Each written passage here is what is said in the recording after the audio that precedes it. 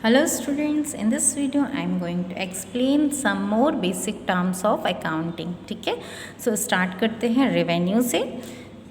In accounting, revenue means the amount received or receivable by sale of goods or services.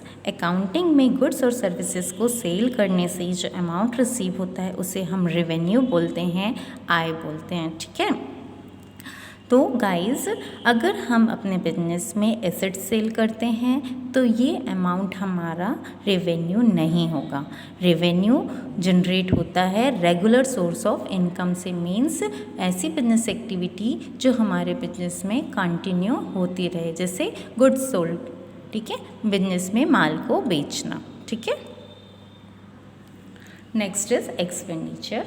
तो guys business में किसी भी assets, goods और services को purchase करने के लिए जो अमाउंट इन्वेस्ट किया जाता है उसे हम एक्सपेंस बोलते हैं. There are two types of expenditure, capital expenditure and revenue expenditure.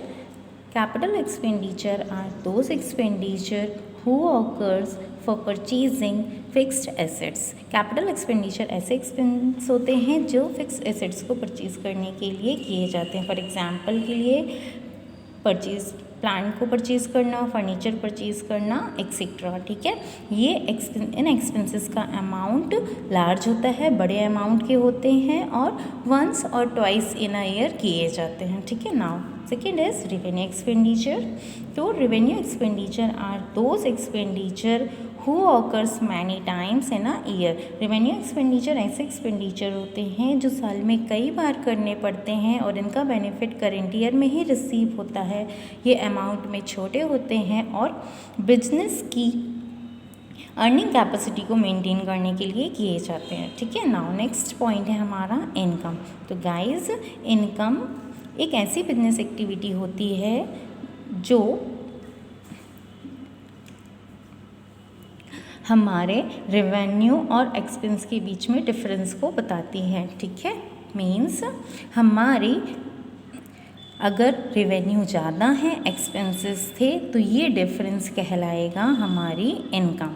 ठीक है, एग्जाम्पल के थ्रू मैं आपको एक्सप्लेन करती हूँ.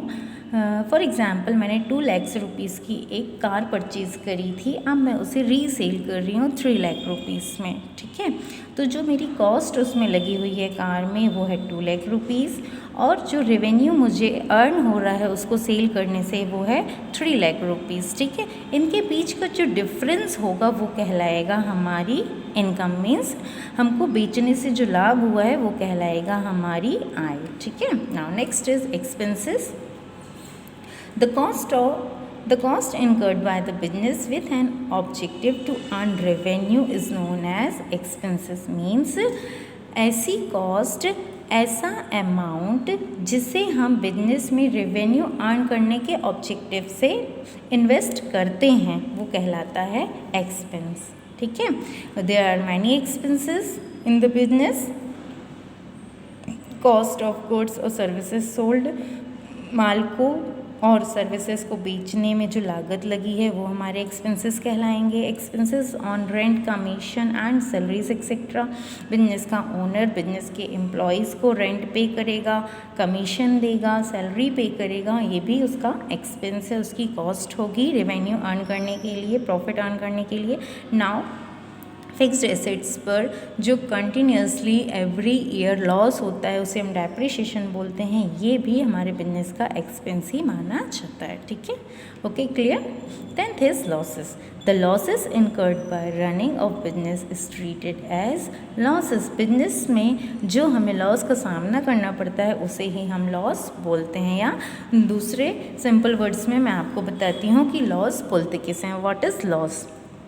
तो गाइस इनकम और एक्सपेंस के बीच का जो डिफरेंस होता है वो लॉस कहलाता है.